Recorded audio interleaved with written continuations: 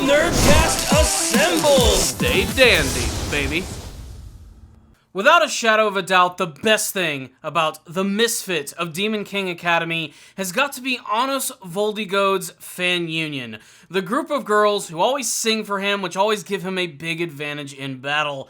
I already joked a couple of episodes ago, it's really funny to watch a villain get his ass beat to a soundtrack, but I think it was infinitely more satisfying in these double dose of episodes as Anos and his very close companions go up against the very best, the cream of the veritable crop of the Hero Academy, and getting to see all of them get their comeuppance by all of the main characters of the series set to those girls throwing down a funky beat was pretty damn satisfying, I do have to say. So let's go ahead and jump into both of these episodes of the Misfit of Demon King Academy. I say both because I didn't get an opportunity to review the last episode of the series because it was Labor Day weekend and your boy needed some rest. But I was able to watch both of the episodes today, and really, they were pretty fantastic. I'm not going to spend too long on the previous episode, as I really just want to get through this as quick as possible, and for the fact is, I'm a busy man about town, I got things to do, but rather than just skip the review entirely, I do want to give you guys at least some of my quick thoughts on everything that's going on here,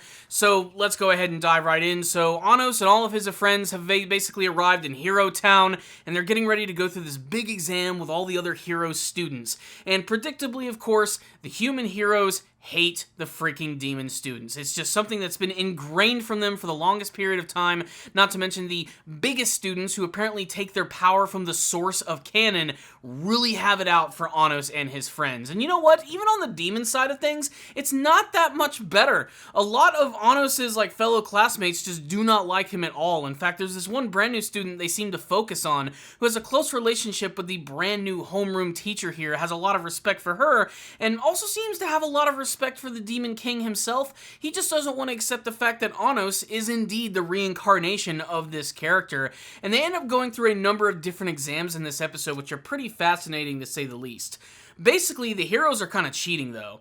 They're basically trying to make it look as if the demons are not powerful or competent enough at using their magic, and they basically, rig every single event to go up against them, and every single time, Anos just steps in, snaps his friggin' magical fingers, and everything just ends up working out, freaking out the heroes, and gaining more of the respect of his fellow students.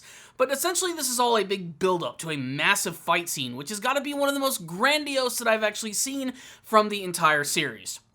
So essentially, the demons and the heroes, they go out to this, massive lake, which is, right next to the Hero Academy. And essentially, they're just going to have, this sort of, mock battle exam with one another. And it takes place in this, giant lake, which has just been obliterated by, Anos and all of his power and everything. And the first team that goes in, basically, they just get wiped out. It's then Anos and Misha, Sasha, Lei, and of course the fan union who decide that they're going to go in there and they're going to be fighting against the strongest students of the Hero Academy. The ones that, like I said, take their power from the source of canon and basically tout themselves as his true reincarnation, just, chopped up into different bits.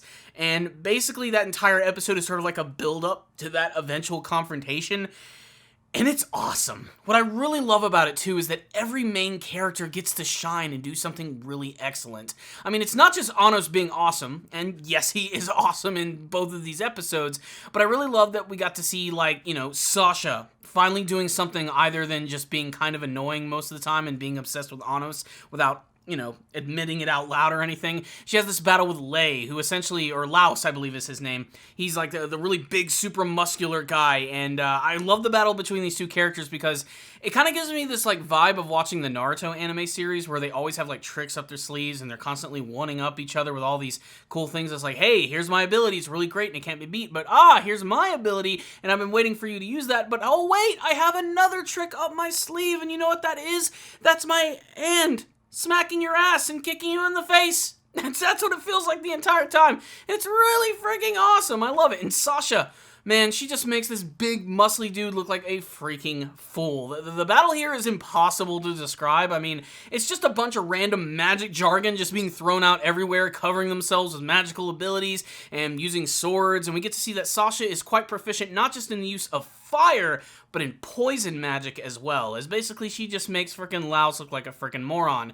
There's another character by the name of Hein, who basically is just a creepy little kid who's obsessed with killing people. That's kind of his entire character trait, and honestly, I've seen characters like him in a dozen other anime before, but unfortunately, he ends up going up against Lei, a friggin' sword master. Does this guy really think he's gonna stand a chance? No, it doesn't work.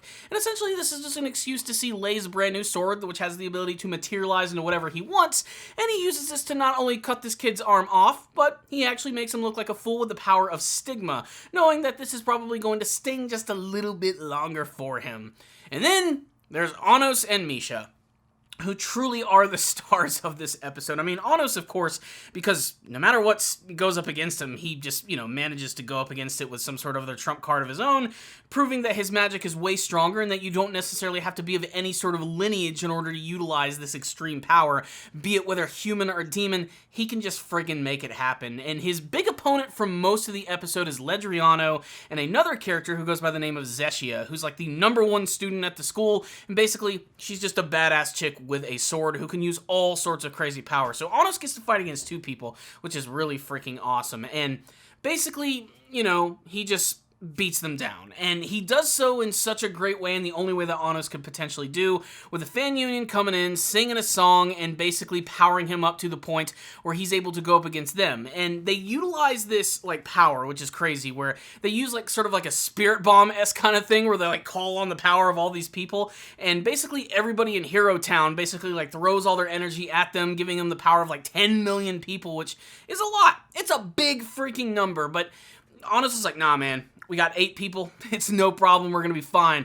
Chicks sing a freaking anime-styled song, and boom, he just fights back against the power of 10 million total. Basically, he's making them continue to look like fools. And not only does he defeat them soundly, but we also get to learn another thing that's going on here. Not only have the heroes been cheating this entire time, utilizing the power of this lake, which only allows them to use their special abilities and mess with all the demons, but apparently Diego, who's kind of like the headmaster of the school, has been sort of rigging all these events and speaking to all of the students and sort of influencing and possessing their minds to do exactly what he wants. And when Misha decides to go, into the center of this castle in the middle of this lake to try and find him, she ends up finding him. And she ends up just getting freaking impaled and stabbed to death, in one of the most disturbing scenes of the entire series. And this pisses Anos off. Maybe the most angry I've actually seen him throughout the series, because he just waltzes in, grabs this guy, slams him against the wall, and utilizes his power to show what this guy's true inner form would actually materialize as. And basically it shows him as this giant, weird, freaky monster. And I don't know if that means this guy truly was a demon before, or if this is just sort of a manifestation of his personality, but it essentially just serves as an excuse for Anos to torture this guy, rip his magical source from his body, and basically just completely and utterly just destroy him. Basically letting us know that there are fates worse than death out there, and apparently that means removing a magical source and damaging it to crazy degrees. They make it look really messed up in this episode, and again, it's just another demonstration that you don't mess with Anos. If you do, he will torture you to absolute death with a massive smile on his face.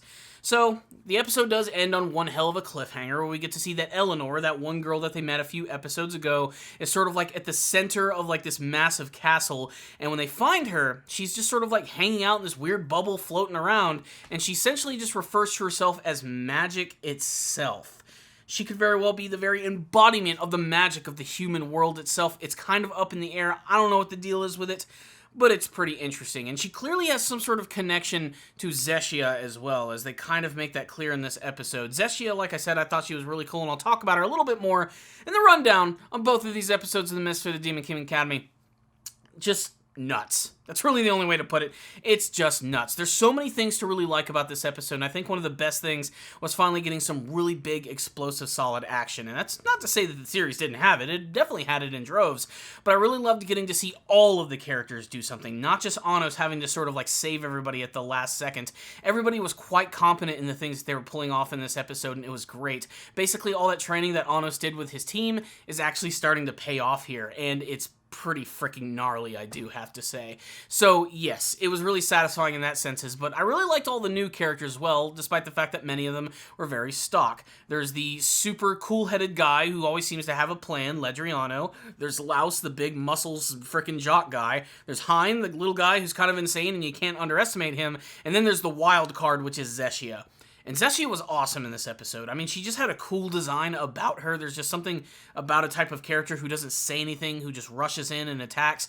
And she utilizes this really crazy attack where essentially she just sort of self-destructs by taking her sword and jamming it directly into her chest. And she does this a number of times throughout the entire episode, and Anos just manages to break through it every single time. And it's just freaking great. But for me, my favorite scene of both of these episodes had to be when Anos decided to take out Diego and grabbed him and threw him against the wall and then just proceeded to torture him.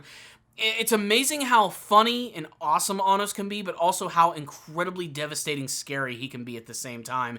And this was sort of like a perfect demonstration of all of that. But basically this entire episode was just building up to show how strong Anos and his team has become, how great they've become as an actual team, and how they can actually all work together. And of course, trying to prove to the world yet again that they are not misfits. They are the people that are going to change this world and hopefully make it a much better one. And it's pretty clear that this Avos Dilhevia character, the true villain of the entire series, I believe is pulling the strings in a lot of the things that are actually going on in the current story of trying to not only make the Demon King Academy look bad, but I mean especially Anos himself. And I wonder if it's even connected to all of the events that are currently going on right now. And, you know, I've been talking about this for other couple of episodes. I'm still firmly believing that Lei is like going to be the true full incarnation of canon. I don't know why. I'm just sticking to it. He just exudes everything that that character is, and the fact that he is specifically himself a swordsman. But maybe there is going to be another twist to everything that is going to be going on here. That aside, I think this was really solid, and it really sort of like amplified the tension of this arc, which ultimately I thought was going to start out as something nothing more than a goofy little field trip. It is transformed into something entirely different, and I can't wait to see what the repercussions are going to be for it in the next episode, especially with Eleanor being magic, whatever the hell that means. All I know is it's gonna be exciting and I'm gonna be there to watch it, and I want you guys to tell me all about it. That's why I do these reviews. After all, I want to hear from you guys. But if you did want to hear my score on both of these episodes, I liked both of them. I think the last episode was a 4. I think the most recent episode is a 5. If only to watch Anos just go into freaking scary monster mode.